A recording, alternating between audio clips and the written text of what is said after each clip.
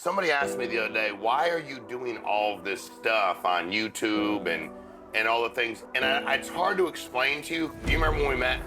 Yeah. Do you remember our first conversation? Yeah, I do. I said I want to sell more, I want to do well. What'd I say? You got to learn to not give a shit about what anyone thinks about you. You said you got to not care what your parents think, friends think, no one thinks. If you can't get that out of your head and be so concerned what everyone thinks about you, you're never gonna have success. You were in medical school. Gotten in, and then I deferred my enrollment for 2 years. Family of doctors. Yep. Everybody's a doctor. It's like a rite of passage for Twardowski family to be a doctor. For you, I was like, dude, I at some point in time, if they're not paying your bills, what the f does it matter? And a lot of people get stuck where they're paralyzed by what does everybody else think. This is actually the first mobile well, first of all, nobody does this. So we're doing the podcast on the yacht. I got an amazing guest with me, Zack Twardowski. Say hi, Zack, to everybody. Introduce yourself. What's up, everyone? Zack Twardowski. Pleasure to be here with you, man. Thank you, as always. Dude, we're honored to have you. But we're going to get right into, Zack built a business in the insurance space, sold that business. He definitely has a non-disclosure agreement. That's why whenever somebody goes, I sold it for X amount, usually they're lying. Let's just say Zack is worth millions and millions and millions of dollars. You're smart. You never sold anything. Never. But when you came in this business, how comfortable were you with interacting with people in the house, going to their, talking about life insurance? How comfortable were you doing that? Yeah, it's to sound dumb because it's most of the business, but that was the part I was least comfortable with. I was really comfortable with the fact that we had no cap on your earnings, the fact that it was, you eat what you kill. Like, I was very comfortable with that part. I was very comfortable with, having to have a disciplined schedule, student athlete. I've worked really hard. I had, a really difficult major in college. I was very comfortable with all the other stuff that I think a lot of people struggle with, and I was terribly uncomfortable with being able to sell, being able to talk to agents, train people, anything that was, the actual sales part of the job. I had no idea what to do, but I knew I could work hard, and I knew I was disciplined enough to figure it out. And there's hundreds of thousands of people out there like you who say, hey, I'm smart. Yeah. I'm analytical. I understand the business. That doesn't freak me out. I understand the numbers. I love there's no cap. Income, expenses, I can get all that, Sean. Yeah. But I'm not good with people. I'm not a salesman or saleswoman. And it's complete bullshit, but it's what we say. Because, and which is what I always said to you, like, dude, just go to work. Like, when you go to their house, who gives a shit? Because your fear of what everybody thought of you, also, or your concern, carried into the home too. Like, what do I say to this couple? What don't I say? Where can I challenge them? Where can I challenge them? And you had to learn how to do that. How did you, I know you had a lot of activity, I know that, but what did you specifically do? Because you understand, this guy's went ahead and sold, almost $1 million a year by himself. So he certainly got good at it.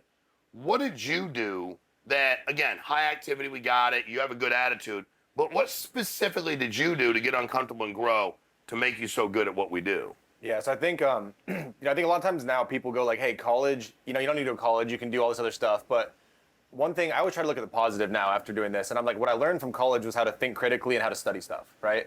And what I did after every time I went to an appointment or every time I had someone tell me no on the phone or anything that happened that was, not something that made me money, I wrote it down in my notebook and I called 3 or 4 people that were where I wanted to be in business and asked their opinion on it, and I wrote it down. And then every day I got done running in the field. And back then in 2018, 2019, we were flying across the country to go on appointments, all kinds of stuff, that was necessary at the time. But like I would look through my notebook, I would write out my in-home presentation exactly how I wanted it to go. And I looked at it like watching game film or studying for a test. And I wrote it down, I went through it, I practiced it, I'd write it down again. And I wanted to just drill it into my head enough times to where when I actually got into the appointment, it was very natural and it flowed the right way. And it was all from, I screwed up this part, let me call, Mark Mead, or different people I worked with that sold at a high level. Like, one thing I learned from you, and, this was the most pivotal thing I think in my career, is like, hey, if you're taking advice from people that are where you're at, they're never going to be able to help you. So only take advice from people who sell what you want to sell. Only take financial advice from people who have, the type of income you want to have. Only take advice about building a business from people who have a business that you want to have. But stop taking advice from the other idiots that hang out and are your peers and not add any value to you. So I was very diligent about notes, and I looked at it and reviewed it over and over and over again until I, hammered the in-home in to where I understood it. And once I understood it and I was confident in it, then it was totally fine for me. But here's the funny thing. To me, you did what about everybody else does, right? Like, dude, once I was doing better than you, I had no fucking use for your opinion. Right. And I hate to say this, and this might be hard for some of y'all, I had no use for your association either. And I don't mean that like I dislike you, but during my income producing time, you would talk to everybody. And I'm like, dude, what are you getting out of the conversation with him, her, him? Like, help me understand. Like, it's okay to know you want more than somebody else. Yeah. I've always known that. Always. I didn't think, my major in college when I was playing, but was not hard. I wanted an easy major, social work, to play baseball. Like, I wanted that. But I didn't think like I was superior in every way. I just thought, I don't want your life. Right. I want to be in a different place than you. With all due respect, I didn't want to go, and I had no inclination to neither, but I didn't want to go to medical school, work in a practice for 30, 40 years, and then not be able to live the life I wanted to live. The money, like, fine. Maybe I could have been really good, and maybe I would have made X amount of dollars a year. But it was more, I didn't want to be anybody's employee. And I didn't want to be self-employed the rest of my life. I wanted to build a real business, right? So why did you, because I still can't, like, medical student or thinking about going to medical school, how did you end up, I get the no cap, the business side of this I get, why you want to be in life insurance. Yeah. Personally, though, why did you want to do this? Yeah, so you mentioned the business part. I don't know if I told you this. I did a medical sales interview in Charleston, South Carolina when Deb and I moved there. We had no money. We were dead broke. We spent all of our money to move from Boulder, Colorado to there. And I went there. Dude was super condescending. I was like, base was 70, you get to 100, whatever. And I was like, what if I do this well? And he kind of laughed at me, so I quit. And then when I started looking What do you mean he kind of laughed? Like he thought you couldn't do well? Well, he laughed, like he smirked and was like, you're never going to outperform these numbers anyway. But even if you do, you're still capped at 100. Got it. And I was like, all right, cool. Well, I'm not going to work here. And he was like, what do you mean? I'm like, I can't work here. I can't work for you. Because, it was old, not to be piss everyone. Well, I don't care actually. But he was an old, fat, white dude who was, a dick, right? Right. Just for Who no was reason. condescending. Condescending, yeah. And Here's the other thing we said. And we always speak truth, especially in punching me in the face. Like, what I don't like, and this is a conversation for a different day, what I don't like is how men, like, if you were condescending to me, I'd be like, hey, dude, fuck you. Yeah. And then if you go, fuck you, I go, let's go outside. I guess we go out in the water here, we fight in the back deck. But I just don't, people nowadays think they can say anything to anybody they want. Just like they can do whatever they want. I was 14 years old, and I was being taught how to drive. My mom raised me, and my old man would, we'd get together, and we got together, and he would be, I was like his designated driver. Yeah. You know what I mean? Like, he'd be loaded out of his big old red cooler he'd bring with him, and he'd be like, drive. And I'm like, okay. So I'm driving, and this guy cuts me off. So, of course, I'm like, fuck, I'm losing it, right? I'm 14 years old. The guy pulls up next to me, and he will not stop beating me. He's pointing for me to pull over. I'm like, I just keep driving. And the old man says, pull over. And I'm thinking, okay, like, I'm 14, I'm probably 92 pounds. This dude's a big old grown man. And we pull over on Route 2A in Connecticut, pull over, the dude pulls over. He says, get out of the car. Because I'm thinking he's going to get out of the car and go, like, what are you freaking out for? He goes, get out of the car. All of a sudden, he goes, if you're man enough to flip him off, you have to be man enough to fight him. Yeah.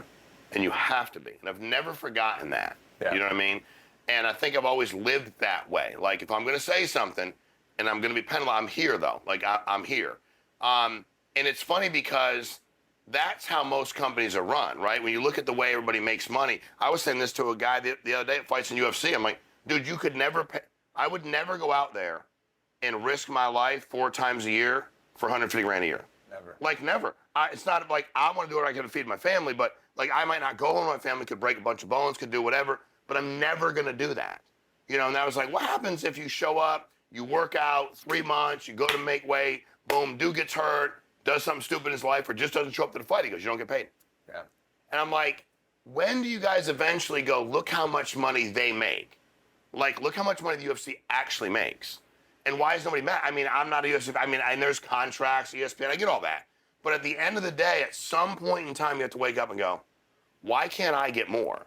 And I think you always wanted that. Yeah. Now, you got in life insurance, and we met, and you're like, yeah, it seemed good, da-da-da-da. I'm going to share a story that you shared with me. I was going to share it. Yeah. Please, Because, but I want, because when you start working with people and you get to know their heart, to be really honest with you, before you share, and I want you to share it, before you share that story with me, I just thought you're pretty much like numbers based, I didn't know like if there was any depth to you. And I thought you were a hard worker, you're disciplined, and you were going to do well either way. But I just thought you'd never have a big business. I thought it was all mind, no heart. Yeah. And then share that story you shared with me, because that made me rethink how I thought about you, and I appreciate you sharing it. Yeah, so I quit that job, and then I started, I'm like, all right, let me find something I can actually do and actually get behind and have some sort of reason to do it. And I filled out an ad, 2017, it said like athlete, military required, you can make X amount per year if you do really well. And I was like, okay, that sounds good. And it said no cap in like big bold letters. Like sweet, so I started looking at it, and I found out it was insurance, right? And then I started doing all kinds of research because I can't help myself. Like when I talk to Sean now, and instead of just telling me to do something, he's like, before you fucking cut me off, I'll just tell you exactly why now too. Correct. Because I'm gonna tell you what to do and why, 100%. so you don't ask me. So, but I'm analytical like that. So I started looking at everything. I started diving in, and I saw what you did and how you were changing the life insurance industry. I'm like, I want to work there. But I started learning about residual income from personally producing, building a team, being able to build a real business, right? And when I was starting, I didn't have any intention of doing that, but I knew I was going to get to it at some point. And it was because when I was a kid, I was 15 years old. Great parents, like you said, my dad's a doctor. Dude, they're like the coolest people ever. Best Legitimately. people in the world, yeah. They're freaking awesome. They're amazing people. And my dad's a doctor. My mom's a nurse practitioner. He owns his own practice, as you said, but he's really more self-employed than owning a business, right? Because if he doesn't show up, he doesn't make money, right? And what they make from the other doctors is phenomenal compared to what he makes from the people he sees himself, right? So my mom had non-Hodgkin's lymphoma when I turned 15 years old. We lived in a little tiny town in Colorado. There's probably 100,000 people in the whole county. It's 5 hours from Salt Lake City that way, 4 hours from Denver this way. So really in the middle of nowhere, no major medical centers. So my dad had to come to me, and I remember it was fall. I was starting to play football, high school football freshman year, and just had my driver's permit. And he was like, "Hey, I need you to drive your mom to Denver and back a couple times a month, maybe every week, to go get cancer treatment she needs there that we can't get here." And that was like, and met my dad, stoic as dude. Great guy, but very stoic, very a man's man, No very doubt. tough, right? Mm-hmm. That's the only time I've seen him cry my whole life, I think. And he was like, I don't know what to do. I had to ask you to do it. We don't have any other family here. I have no other choice, and it breaks my heart. Like, I don't want to have to do it because I know you're a kid and you got your own deal, but it's life or we death. got no choice. Like, I have to make money, and your mom has to get the treatment. Correct. So I was like, okay, great. But I saw it break his heart too. And I just remember thinking in that spot, I'm like, when I don't ever want to be in a position where I have to choose between money and family in my life. Right. And so I knew when I saw this business, it made a lot of sense. And I have a kid now, 2 months old. And what I saw early on was like, I want to be able to go to everything. I want to be able to go to every doctor's appointment, everything with my wife, everything that she does when she's older. And I will give up everything now to build this business the right way so I can do that stuff later. Right. And it meant the world to me. Like the whole time my wife, Deborah, was pregnant, I got to go to every doctor's appointment with her. Yeah. I got to go, she went into labor a week early. I have amazing people on my team that handled everything for me when she was, when that was going down. And I get to go to everything, every doctor's appointment. I can come, hang out with you for a couple of days, and then I can go, hey, I'm gonna go home on Wednesday, so I can go hang out with the family, And I think I built a business in a way so I could do that later on, and it was all very intentional. And it was because I saw the platform, which was the insurance industry, and I saw you out there fucking up the whole industry, doing all this crazy stuff. Where I'm like, if I'm gonna be in that industry, it's not gonna be with the 85-year-old white dude. It's me with this crazy guy, because he's changing the whole thing, and I want to get on that train. So when you told me, because people have to understand, I always want to know, not because I'm just like nosy. Yeah. What drives you? Like, why do you want this residual income so bad? So And I didn't tell you for a while. No, because you wouldn't tell anybody anything. Yeah. Because you were like a closed up guy, which I get it. Yeah. But that's partly dad stoic, family, like great people. Just I'm a dude and I'm going to keep my stuff to, and I get it. But at some point, like when people ask me all the time, why did you want to build this? Every agent to me, and this might sound wacky, is like my mom. Yeah. My mom got a real estate license. We had no money. We lived in a subsidized apartment. I remember the car she drove when it ran. I remember all the good and the bad. Like, life is good. But I can remember getting a real estate license, and every one of her loser motherfucking friends who were complete idiots, and a lot of the family members were like, it sounds too good to be true. Why do you think you can do it? If it was so easy, everybody would do it, Carrie. You shouldn't try. And she gave up. Yeah. And I thought that was her way out. So for me, it's like, dude, when I get to that point, I'm getting new friends. And I ain't talking about family either if they're broke. Like, I'm not gonna. There's no way that's gonna happen, Yeah. How old are you, Zach? 27. 27 years of age. If you were 20 years old right now, either you're not in college, you're just getting out of college, what would be the single biggest thing? There's a bunch of things, I'm sure. The single biggest thing that you would say, hey, listen, y'all got to do this. Yeah. Like you have to, you're 20 years old, you have to do this in order for you to be successful. Build a business, sell a business, make millions of dollars, do whatever you want to do. You know, we're not talking about how to be a billionaire. Yeah. Some of you got to stop with your bullshit fucking dreams. You know, I was a guy the other day, he was at a meeting with 3,000 people. He bragged about how awesome the meeting was.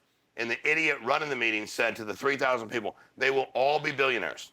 And there's 700 fucking billionaires in America. And these people were actually all going to be billionaires. So he had 4 times as many, like it's mind-boggling how dumb people are. And they're jumping up and down.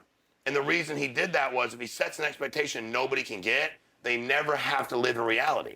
Right. Because nobody expects to be a billionaire overnight, so he can bullshit them and take their money for 10 years. Then he chews them up, spits them out, and finds new people and rides them for another 10 years. Unless we expose these people and tell them that they are the bitch thieves that they really are, these guys, because they're all guys, the ones I know.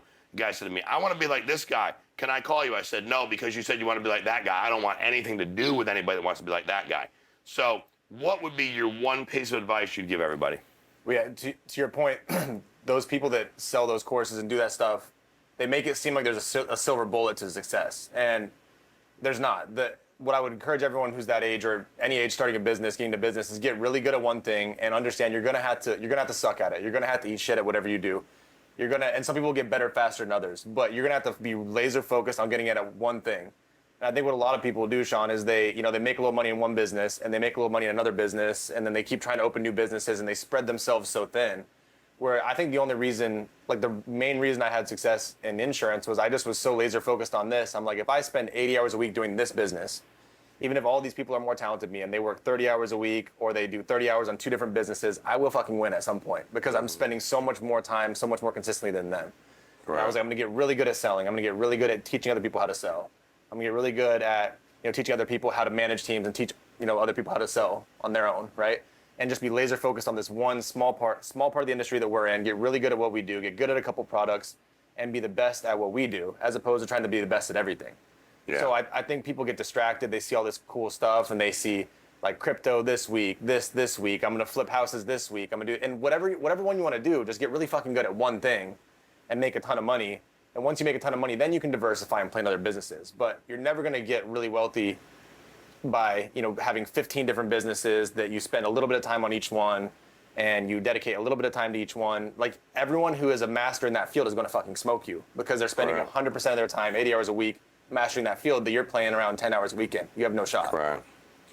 Couple things. First of all, that's great. Please, for the love of God, for those of you that don't know how this whole thing works, and I steal your mind, stop fucking with the crypto shit. Yes. Like, the people that know the shit. What's funny is anything that can have insider trading, which of course it does, because they go buy this coin, you do it, you have no idea, and it's not regulated. Run as fucking fast as you can. And if I warn you once or twice, you don't do it, then you get everything you deserve. You know what I mean? You want to let the guy from FTX take your money and then steal it, and they buys the other companies. I mean, come on, like, how dumb are you actually? And everybody wants to get. I was in real estate a long time. Totally got it. I loved real estate, but everybody somehow thinks they want to be in real estate. And I'm like, I'm not saying it's bad, but to your point, find something that, if you're in real estate, ride that shit. I was with somebody that like, well, I'm doing this business, then my wife does this one, we do this over here. I got people that have more LLCs than fucking money. Yeah. Like, dude, stop doing that. Well, I need to get incorporated, Sean. You need to make some money, motherfucker. You ain't got to get incorporated. You don't need an LLC, DBA, S-Corp. It doesn't matter. You have no fucking business. Who cares? But that's what they do. You want to know why? Because it's like a mental masturbation. Yeah. I can mentally convince myself I'm doing something. Today I set up my LLC. Hey, I got a bank account. Tell you what, I'm gonna start doing some marketing. Motherfucker, go to work. Yeah. But everybody wants to fake it. That's what they want to do because they just won't get their hands dirty. Everybody's ready to go outside until it's time to go outside. Right. And in this business, you got to go out and get punched in the face. In any business, you have to go out and get punched in the face. As an entrepreneur, you have to go out and get punched in the face. And a lot of you are hiding back in the gym, setting up LLCs, doing paperwork, profit and loss. My P&L, you've been in business 2 months. Calm down, Tonto. Yeah. Fucking relax. Go make some money. Often I ran my P&Ls with a company that is doing hundreds of millions of dollars a year. We'll do $1 billion a year. I didn't sit around and scratch that thing out on a daily basis. Yeah. I went to work. I generated income. I looked at my expenses and I made sure I had an ROI on them. I gave them a period of time I thought would give me a true sense of what their ROI was, and if not, I dropped them. I didn't call my accountant once a week, call my dad who didn't know what he, or my grandpa, or my uncle, or my auntie, or my neighbor from back in the day that had a fucking apartment next to my mom, and go, hey, what do you think about this business? I would never, I don't give a shit what anybody thinks. Yeah. I found people that are where I wanted to be, and I talked to them. If you and I knew each other from some previous life, and you said, hey, you know what, we're sitting around, and I do this all the time, and I'd be like, hey, and you go, hey, I'm doing this, and hey, sounds good, because everyone don't care what you're doing. And I go, what do you do? I go, I'm in, like, let's say I was in waste management. You're like, because I was in waste management, real estate, insurance. And you said, hey, you know what about, I'd be like, hey, dude, I don't give a fuck. So anything you say is going to be a waste of your fucking breath. I'd like you not to speak to me anymore. Did I give you an inclination that made you think I gave a fuck about what you thought? That's exactly what I did. Yeah. Exactly.